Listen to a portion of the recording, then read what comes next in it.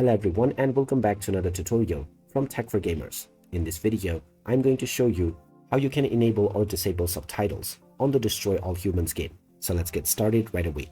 First of all, open up the Destroy All Humans game on your device, and once you are taken into the homepage, if you wish to enable or disable subtitles, then go into the options page from the main menu. From here, you will need to go into the audio section. Then within audio, you will find the subtitle settings at the very end.